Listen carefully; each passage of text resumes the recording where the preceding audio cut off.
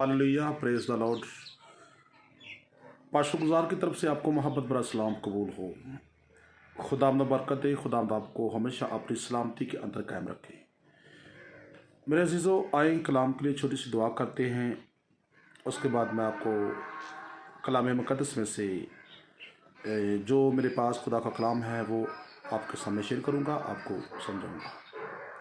मेहरबान नबी बादशाह खुदावंद तेरा शुक्र अदा करते हैं कि आज इस वक्त लम्हा घड़ी के लिए तूने अपने बंदा को अपने कलाम के लिए इस्तेमाल किया और मेरे दिमाग, दिल, सोच, ख्याल को तने हाथ के नीचे ले बाबरकत कर।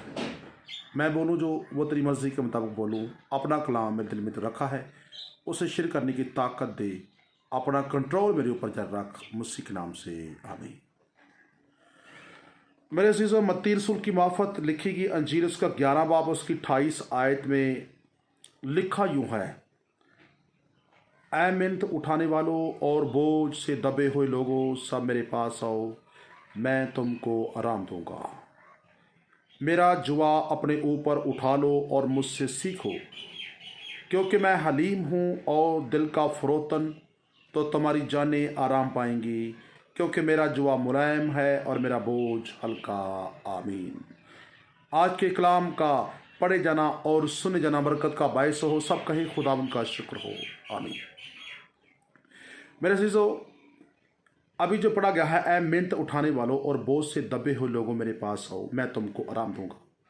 मसीह खुदावंद मिन्नत उठाने वालों को और बोझ से दबे हुए लोगों को आवाज़ लगाकर अपने पास बुलाते हैं और उन्हें आराम देना चाहते हैं। मिन्नत कौन उठाता है? बाग़ अदन से लेकर हम जब चेक करते हैं, देखते हैं, कलाम अक़दस को पढ़ते हैं, मताले करते हैं, तो लिखा है कि मिन्नत का बोझ आदम के ऊपर लगा और मिन्नत का बोझ जब से वो मिन्नत करता है उस वक़्त वो बोझ के तले है, क्योंकि खुदा की हजूरी से भागा और खुदा की हजूरी में गुनाह किया, और जो कि बगैर मिन्नत के वो फल खाता और रोटी रोज़ी जो भी खुदा उसको देता था वो खाता था, और बगैर बोझ के, बगैर मिन्नत के उसको दिया जाता। तो जब से उसने गुनाह किया और खुदा की हजूरी से दूर हो गया और खुदा की प्रेगनेंस से दूर हो गया, तो उसके ऊपर बोझ आ गया और आराम ना मिला और बेआराम वो दुनिया के अंदर मिन्नत करने लगा, और जो वो कमाता वो खाता और अपने पेट के लिए वो नवाला लेता। तो जैसे कि हम पहले आदम की नस्ल में से हैं, क्योंकि दुनिया में 2 आदम आए, पहला जिस्मानी था और दूसरा रूहानी है। पहला जिस्मानी आदम है और दूसरा रूहानी यीशु मसीह है। ये दोनों आदम ज़मीन पर आए तो पहले आदम ने गुनाह करके अपना आराम खो दिया, मिन्नत करने लगा, बोझ के तले दब गया। तो खुदावंद यीशु मसीह रूहानी जो आदम है आकर कहते हैं, ऐ मिन्नत उठाने वालों, बोझ के दबे हो लोगों, मेरे पास मैं तुमको आराम दूंगा। और हम यीशु मसीह फजल के दौर के तहत उसको मानने वाले हैं, और यीशु मसीह की आवाज़ खुदा की आवाज़ है, क्योंकि यीशु मसीह की आवाज़ में कुदरत है, और वो कहता है कि बोझ के दबे हो लोगों, मेरे पास मैं तुमको आराम दूंगा। तो यकीन जब से वो 3.5 साल की मनादी ज़मीन पर यीशु मसीह ने की, तो 3.5 साल के अंदर बेशुमार मोज़ात किए, और खुदा ने अपनी कुदरत के वसीला से अंधों को आंखें दी, बैरों को कान दिए, मुर्दों को जिंदा किया, पैरालाइज को गेटअप किया, कोड़ियों के कोड़ साफ किए, और बहुत से बीमारों को उसने तंदुरुस्ती में बहाल किया। अपनी कुदरत के वसीले खुदा ने बड़े बड़े काम करके अपनी कुदरत को उजागर किया कि खुदा की हिकमत उसके साथ थी। लोग हैरान और परेशान होते कि ये कैसे बड़े बड़े काम हैं, और जो वो कलाम करता है हमारी समझ से बाहर है, क्योंकि खुदावंद मसीह को जल्दी वो जान ना सके, इसलिए यहूदी दौर के अंदर वो लोग उस पर ईमान ना लाए और निजात से महरूम रह गए। अजीजों, जैसा कि वो 3.5 साल मनादी करके वो सलीब पर दिए गए, मर गए, और तीसरे रोज मुर्दों में से जी उठे और जिंदा होकर 40 रात दिन जमीन पर रहे, और अपने शागिर्दों को ज़ाहिर होते रहे उनको ऊपर। और उसके बाद 500 लोगों के दरमियान वो कोई जैतून की पहाड़ी पर 500 लोग वहां मौजूद थे, और 500 लोगों के दरमियान वो आसमान पर उठाए गए, और 500 उस लोगों ने यीशु को आसमान पर जाते हुए देखा तो वो जान गए कि वाकई ये खुदा का बेटा था। हालेलुया।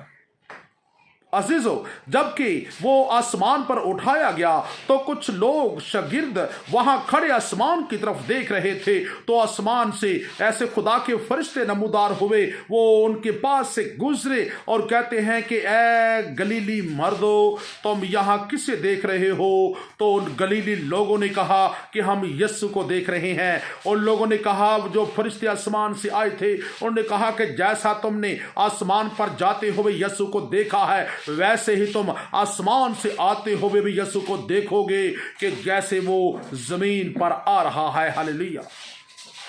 यीशु सच्चाई पर मबनी एक हकीकत का नाम है जो जिंदगी बचाता है। यीशु ने जमीन पर आकर को मजहब इख्तियार नहीं किया, बल्कि जिंदगियों को बचाने का जिम्मा लिया है, लोगों के बोझ उठाने का जिम्मा लिया है और लोगों के गम उठाने का जिम्मा लिया है। और उनको कहता है कि मेरे पास आओ, मैं तुमको आराम दूंगा। खुदावंद आराम देता है, तसल्ली देता है, खुशी देता है, बरकत देता है, प्रेगनेंस देता है, उनांटिंग देता है, मस्सा देता है। यीशु खुदावंद यहोवा, यकीनन जितनी भी नाम लें, यीशु के लिए वो परफेक्ट है। हालेलुया। अजीजों, मेरे कहने का मतलब है कि जब उस्मान पर चले गए, उसके बाद शागिर्दों ने यीशु की मनादी की और वो भी उससे लिखा है कलाम में, खुदावंद यीशु मसीह ने कहा कि तुम मुझसे भी बड़े बड़े काम करोगे। और शागिर्दों ने भी बहुत बड़े बड़े काम किए। उसके बाद मनादी पैदर पै फैलती चली गई और दुनिया के अंदर बेशुमार खादम पैदा होने लगे, जैसा कि इस दौर के अंदर हैं कि खुदा बहुत से खादमीन को अपने कलाम की वसातत के वसीला से इस्तेमाल करता है। तो खुदावन की आवाज़ उसके बंदा, इनकी मैं पाशो गुजार की तरफ से जो पूरी हो रही है, और खुदावंद अपने बंदा को रेवेंड बाबलियाना गांव में इस्तेमाल कर रहा है। संडे की मीटिंग मॉर्निंग टाइम सुबह 9 बजे आगाज होता है और मंगल की मीटिंग शाम 7 बजे आगाज होता है। मेरी ये दावत है दुखी लोगों को, मेहनत उठाने वालों और बहुत से दबे हुए लोगों मेरे पास हो, मैं तुमको आराम दूंगा। यीशु की आवाज इन 2 मीटिंगों के जरिए लोगों में पूरी हो रही है।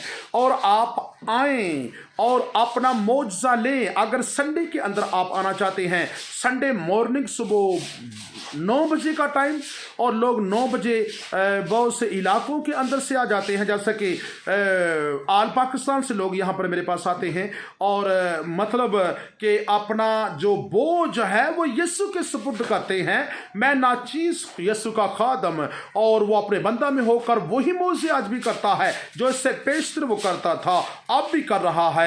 और मेरी आवाज है वो यीशु की आवाज। उसने कलाम अक़दस के अंदर मत्ती 11 बाब उसकी 28 आयत के अंदर लिख दिया कि बोझ के दबे हुए लोगों मेरे पास हो, मैं तुमको आराम दूंगा।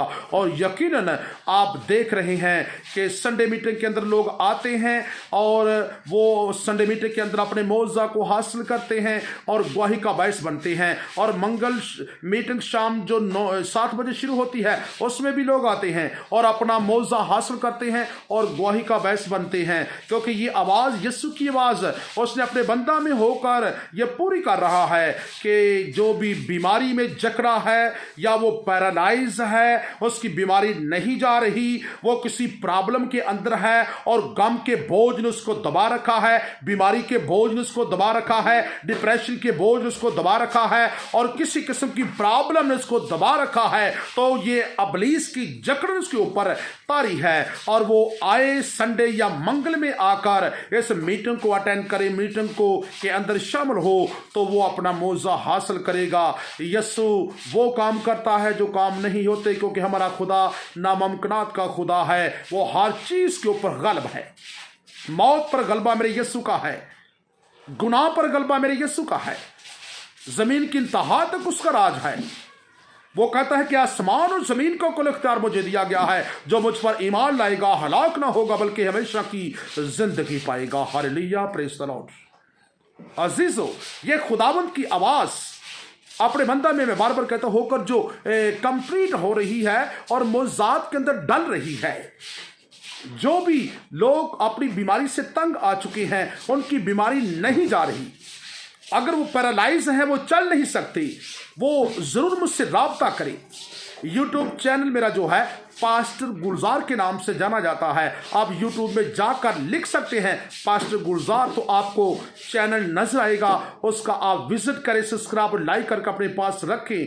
और जैसे जैसे आप उस यूट्यूब के क्लिपों को देखेंगे और वैसे वैसे आपकी बीमारी लो होना शुरू हो जाएगी, आप शफा में कैम होना शुरू हो सकती हैं। और राब्ता करें मुझसे। आपकी बीमारी यीशु मसीह खत्म करना चाहता है।